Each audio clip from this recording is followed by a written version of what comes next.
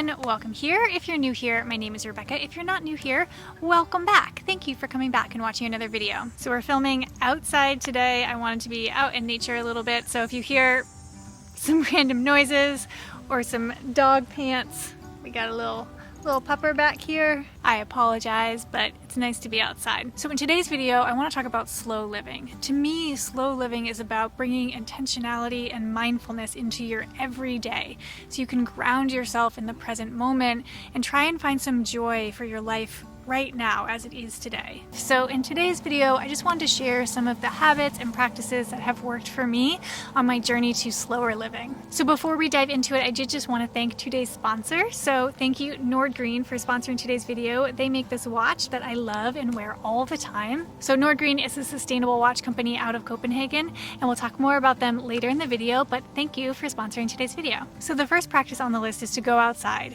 Obviously, being out in nature can be very calming and relaxing and nurturing. But for me, it's not about just being outside, it's about not being inside. When I'm inside my house, I will constantly find something to do. There's always something to be done in a house, a dish to be washed, or something to be vacuumed, or laundry to be folded. There is always something to do. So I find it really helpful to pull myself out of that environment so there's not so much input. I can be outside the space where I work, outside the space where there are constant chores to do, and just be focused on being outside in nature. The second practice on the list is to replace screen time with movement. So I would say about 50% of the time that I pick up my phone, it's out of boredom. It's almost like whenever I have a moment, my first muscle memory instinct is to pick up my phone and scroll for a minute. It could be while I'm waiting for some water to boil or waiting for an email to come in. I'll be like, oh, let me just scroll on my phone really quickly. So what I've tried to do is replace those little moments of screen time with little moments of movement.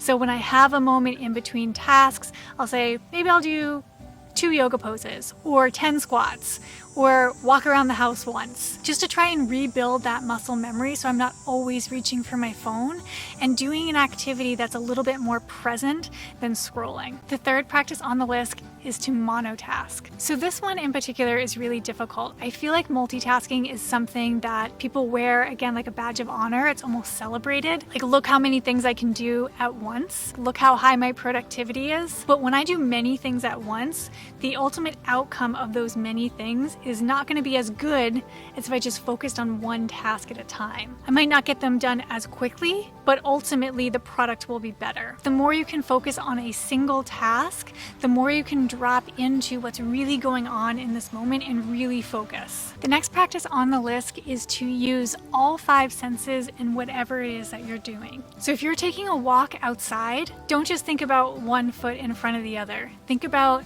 how the earth feels under your feet and the temperature and the texture of the air, the sounds that you're hearing, the things that you're seeing. Really try to drop into the experience and experience it with your entire body. When you start to pay attention to all these things in every single small detail of what's happening right now, currently, it's really hard for other intrusive thoughts to take over. So if I'm doing something like cutting carrots, I'm going to be super present with every single slice of carrot. You know, what is the sound that it makes when the knife cuts through it? What do the carrots feel like in my hand? Can I smell the carrots, right? Like really immersing myself in that full experience as a way to find joy in those little things that happen throughout the day. All right, before we move on, since we're talking about time and slow living, I thought I'd take a moment and talk about NORDGREEN, our sponsor for today's video. So as I was saying earlier, NORDGREEN is a Danish watch brand out of Copenhagen. And what I love about this company is that they really do care about people and the environment, and they ensure that everything from production all the way to delivery is super sustainable. Their packaging is made from upcycled plastic bottles and FSC certified cartons. And it's actually really beautiful packaging. Murphy has a NORDGREEN watch too, and he likes to store his watch actually in the packaging when he's not wearing it. That's how beautiful it is. And all of their shipping is carbon neutral. They plant thousands of trees which offset the carbon emissions that are generated by their office in Copenhagen. And to reduce waste, they refurbish a lot of their products back to the standard in which the watch can then be sold again. What I love about my NORDGREEN watch is the super minimal and simple design. I have the native style with the white dial and the 40mm size face, and you can change out the strap super easily. So I have both the brown and the black vegan leather strap, and it only takes a couple minutes to change out the strap. It's really easy to do. And Murphy has the Pioneer style with the black face and the black vegan leather strap. And the last piece, and the piece that makes me feel really good about partnering and supporting NORDGREEN and wearing their products, is that they have a give back program. So they donate to 3 global NGOs, one that provides clean water, one for free education for children in India, and one that protects the rainforest in Latin America. And with every purchase, you can choose your donation to one of these 3 global NGOs. For our purchases, we both chose to donate to Cool Earth, so that protects 50 square miles of rainforest in Latin America. So if you're interested in NORDGREEN, you can get 15% off using the discount code in the description box down below. So if you're in the market for a watch, I would highly recommend them. All right, so the next practice on the list, this one is a little bit more about cultivating gratitude, and that's to replace the phrase "I have to" with "I get to." So even the language we use in our own heads and what we speak out loud to others can really impact the way we feel about what's going on in our life. So let me give you an example. I'm currently doing some hiking training because I'm going to do a really long hike in October. And last weekend, somebody was like, "Oh, what are you up to this weekend?" And I'm like, "Oh, I have to go for a really long hike." And out loud, I said, hold on, I get to go for a really long hike.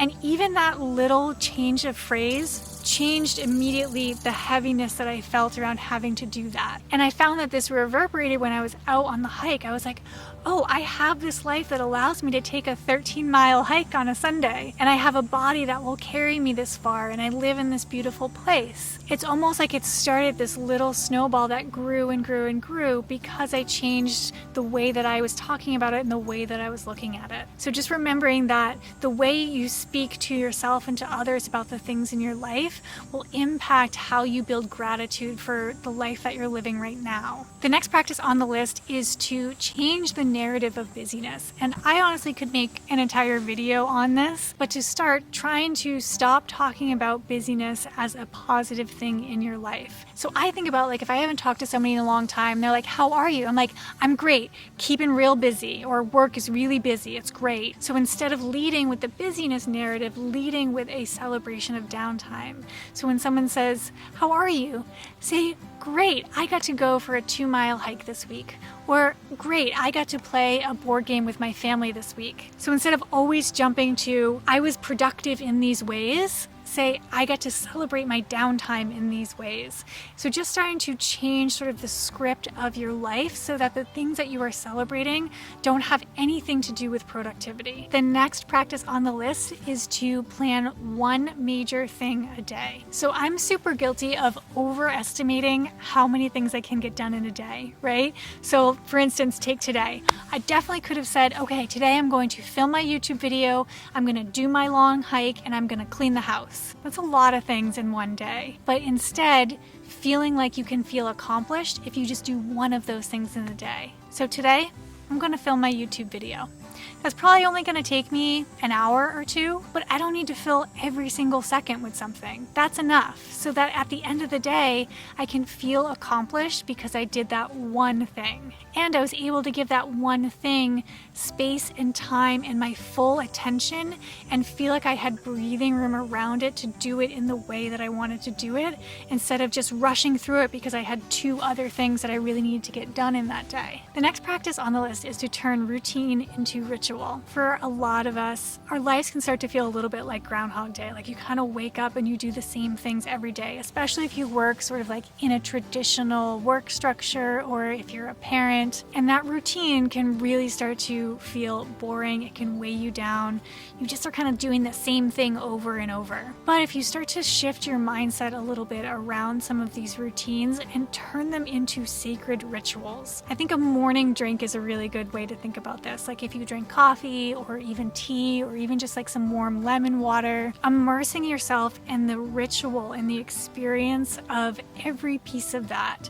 So even taking some of the earlier practices we were talking about, like using all 5 of your senses and monotasking while you do this. These little moments in your day that feel repetitive and arduous and boring can start to become celebrated and things that you really look forward to every day. So instead of rushing from task to task, how can you take these simple and routine things and make them super special? The next practice on the list is to open your phone with intention. So similar to the practice I was talking about earlier, that instead of grabbing your phone, doing a little bit of movement, I'm super guilty of opening my phone and getting really distracted from my original intention of opening the phone. So I'll open the phone to like use the calculator, but then I'll end up on Instagram for half an hour. So I've started to introduce the practice of when I pick up my phone, I will say to myself like 4 or 5 times what I'm doing with the phone. I'll pick it up and say calculator, calculator, calculator, and I'll open it up and I'll be like right to the calculator because I'm sort of repeating it so I don't get lost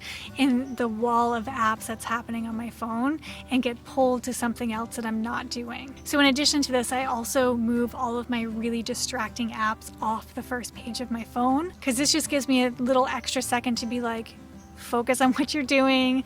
Don't swipe and go to all the interesting apps on the second page. Stay here. And maybe that repetition and moving the apps works for you, but in some way trying to keep yourself focused if you do need to pick up your phone so you don't get lost for a half an hour on Instagram like me. The last practice on the list for slow living is to prepare your own meals.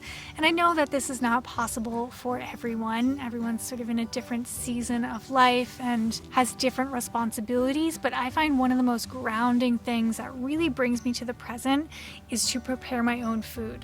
Not only the act of cooking the food, but also the act of taking a moment to reflect on what I feel like my body needs, right? So taking a moment to just think about what do I feel like is really going to nourish me, and then taking the time and the space to really do that for yourself and for your body. All right, that's it for this week's video. Thank you so much for being here.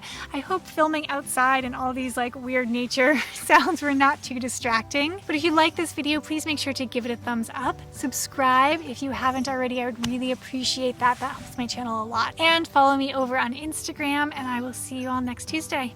Bye, everyone. I look like a pineapple. Okay. Now this here. Oh, here. What is it? Come here. Hi, girl. There's all sorts of noises out here. Oh, God, my nose is so itchy. It's that bug again. Excuse me. Please stop making that noise. I don't think the bugs know about YouTube. Present moment. Oh. I can't. Oh, Gypsy. Just living her best life. You let me know when you're done, okay?